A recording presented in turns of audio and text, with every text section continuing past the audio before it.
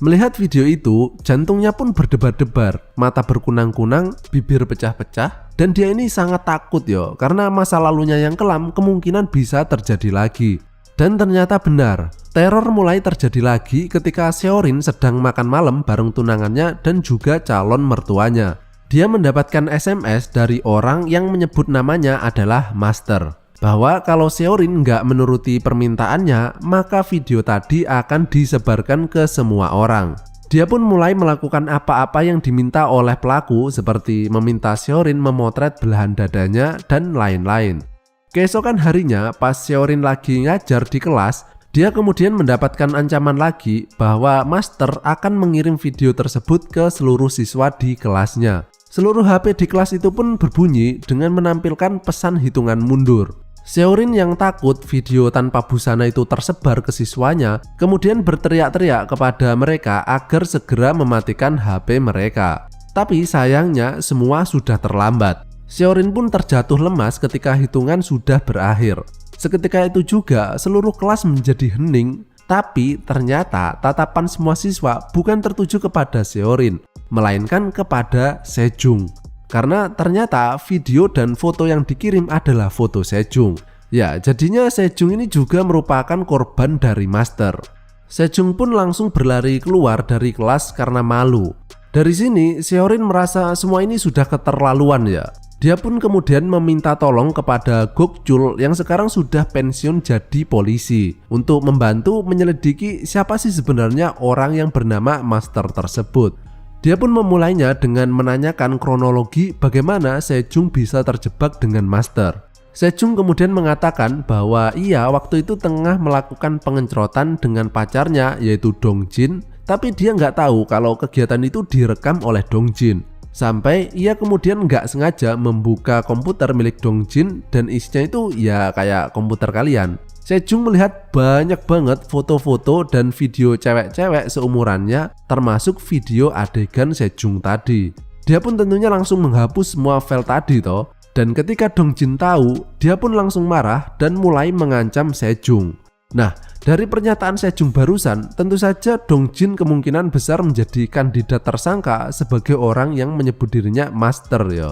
Seorin pun mulai melakukan kegiatan penyelidikan kepada Dongjin. Dia mengikuti secara diam-diam untuk melihat seluruh gerak-geriknya dan dia juga hampir saja ketahuan oleh Dongjin. Tapi untungnya ketika mereka mulai mengejar Seorin, dia berhasil melarikan diri dengan dibantu oleh Gokjul. Di sini Gokjul berhasil menginterogasi salah satu orang yang mengejar Seorin tadi dan Gokjul berhasil mendapatkan data-data dari orang-orang yang dianggap mencurigakan. Keesokan harinya, Gokjul berdiskusi dengan Seorin tentang langkah apa yang harus mereka lakukan selanjutnya. Tapi tiba-tiba Seorin terjatuh pingsan dan ketika Gokjul melihat HP-nya, ia melihat foto-foto Seorin yang kini sudah beredar di internet. Akibat hal ini, Seorin sudah putus asa yo dan ingin melakukan bunuh Dirman. Tapi rencananya tersebut terhenti ketika ia mendapatkan pesan video yang memperlihatkan Sejong tengah disekap. Dan Master mengatakan jika ia tidak menuruti perintahnya, maka akan terjadi hal buruk kepada Sejong. Seorin kemudian menghubungi Gokjul untuk segera menyusulnya ke tempat yang dikasih tahu oleh Master. Sedangkan Seorin berangkat lebih dulu ke tempat tersebut. Di sana, Seorin kembali dihadapkan ke sebuah botol kerating deng dengan tulisan instruksi cara konsumsi. Seorin pun langsung meminumnya dan ketika terbangun, dia sekali lagi sudah dalam keadaan terikat di atas kursi. Dan di depannya sudah ada segerombolan cecunguk bertopeng. Tapi meski menggunakan topeng yo, Seorin ini masih bisa mengenali salah satunya yaitu Dongjin. Seorin pun langsung meminta agar mereka membebaskan Sejong karena dia sudah menuruti semua perintah Master ya. Namun Seorin menemukan fakta yang mengejutkan. Ternyata Sejong tadi bukanlah korban melainkan pimpinan dari gerombolan ini. Dan Dongjin yang selama ini kita anggap sebagai ketuanya, ternyata dia ini justru dimanfaatkan oleh Sejong. Jadi semua yang diceritakan oleh Sejong tadi adalah bohong dan justru faktanya adalah kebalikannya. Nah, jadi apakah Sejong ini yang bernama Master? Eits, ternyata bukan. Di sini sosok Master itu masih belum ketemu ya. Dan gerombolan ini cuma mengikuti perintah Master karena mereka mendapatkan bayaran yang tinggi. Nah, ketika mereka sudah mau mulai merekam dan memereteli baju Seorin, pas banget muncul Gokchul di belakang mereka. Dan dengan semangat 45, Gokchul langsung menghajar gerombolan tadi. Tapi kalah. Dia pun justru ditelanjangi dan juga diikat. Namun ternyata Gokchul tadi sebelum berangkat ke sini, dia sudah menghubungi teman-temannya di kepolisian untuk membantunya. Mendengar suara sirena polisi, gerombolan tadi langsung kocar-kacir dan akhirnya mereka berhasil ditangkap. Dan di sini polisi mengambil HP milik Sejong dan akhirnya mereka mendapatkan nomor asli dari Master.